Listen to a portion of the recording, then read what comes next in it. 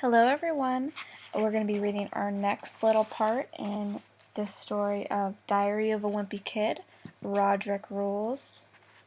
We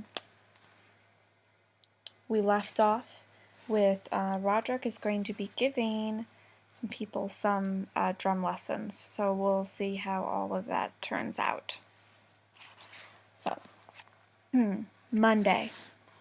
I couldn't get any of my friends to sign up for Roderick's drum school except Rowley, and I kind of had to trick him into doing it. Rowley is always saying he wants to learn how to play the drums, but he wants to play the kind that use in marching band.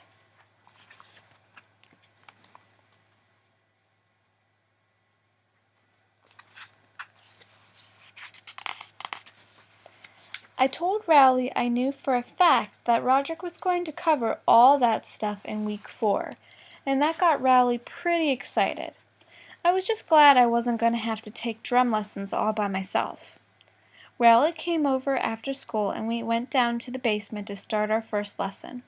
Roderick started us off with some pretty basic drum skills. There was only one practice pad and 2 drumsticks, so Rowley had to use a paper plate and some plastic utensils. But I guess that's what happens when you're the last person to sign up for class. Let's take a look at that.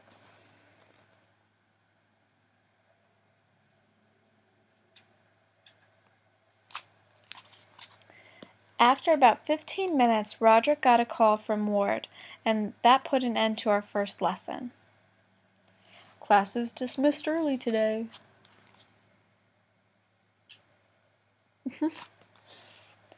Mom wasn't too happy to see me and Rowley upstairs so soon, and she sent us back down to the basement. She said not to come up until Roderick had at least given us a practice assignment. So he did. Your homework is to listen to some music with drums in it. Nice assignment, huh?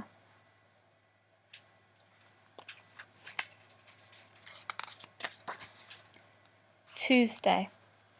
Me and Rowley had drum lesson with Roderick again today. Well, Roderick might be a good drummer, but he's not a good teacher. Me and Rowley tried our best to do the drills Roderick taught us, but every time we messed up, Roderick would get frustrated.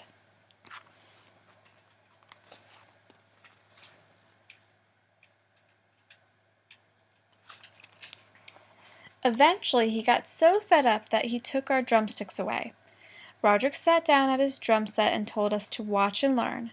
Then he started doing this really long drum solo that didn't have anything to do with the drills he was teaching us. Roderick didn't even look up from his drum set when me and Rowley left and went upstairs. I'm not complaining though, because the way I see it, this way everyone wins.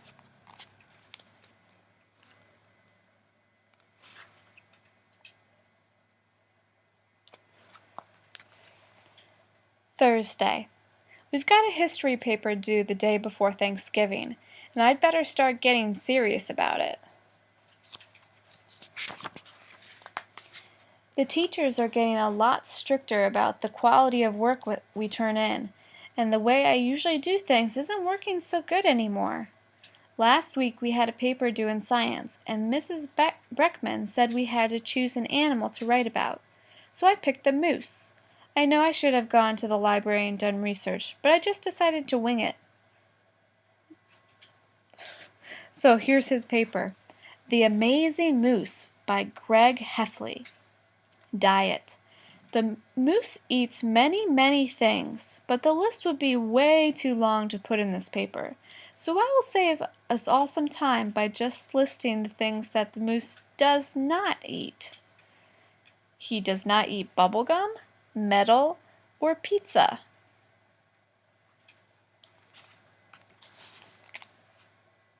Let me take a look right there. It says, "Your pizza, sir."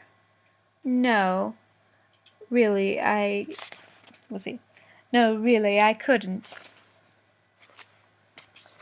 Even though there are moose habitats set up all over the place, the moose is almost extinct.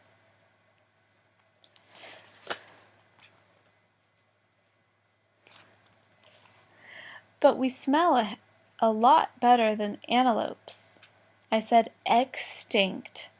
Oh. Everybody knows the moose evolved from birds, just like people did. But somewhere along the line, people got arms and the moose got stuck with those useless horns. The end. Let's look at this drawing. I had to look at it for a second. I was like, what is this? The moose is saying rats. I don't know about that. What do you guys think? I actually thought I did a pretty good job, but I guess Mrs. Brexman must be an expert on mooses or something, because she made me go to the library and start the paper over from scratch. And my next paper isn't going to be any easier. I have to write a poem about the 1900s for Mr. Huff's class, and I don't know the first thing about history or poetry, so I guess I'd better start hitting the books. Monday.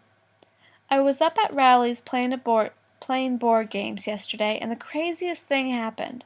When Rowley was in the bathroom, I noticed that there was some play money sticking out of the box of one of the other games.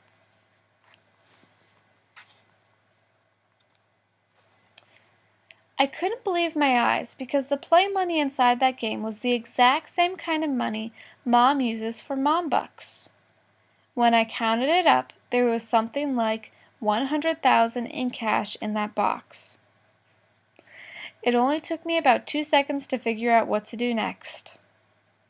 Can you guys make a prediction on what happened next? I think someone needs to tell him how to make some better choices. Gotta go. What should we play now?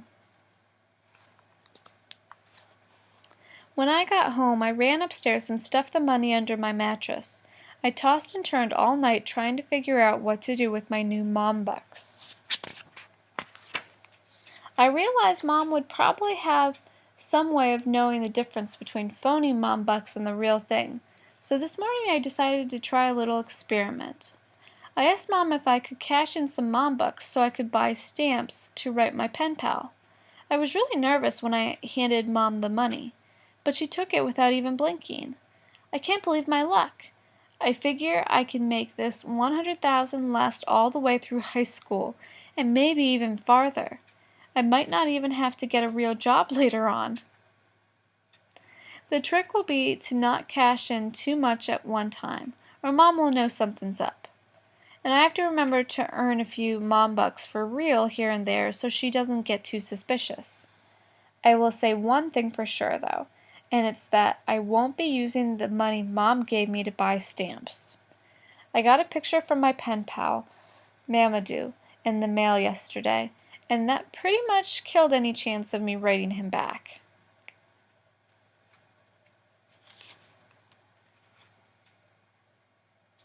That's a bummer.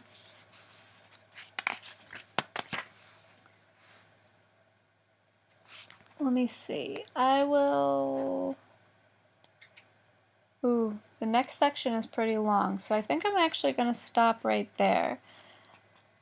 And we'll read the next section later. It's a couple pages long. Okay? So we're going to stop right there. If you're reading along with me, we are on page 142. We will check back on this page tomorrow. Okay, guys? I hope you are enjoying the story so far, and I hope you have a wonderful night. Bye, everyone.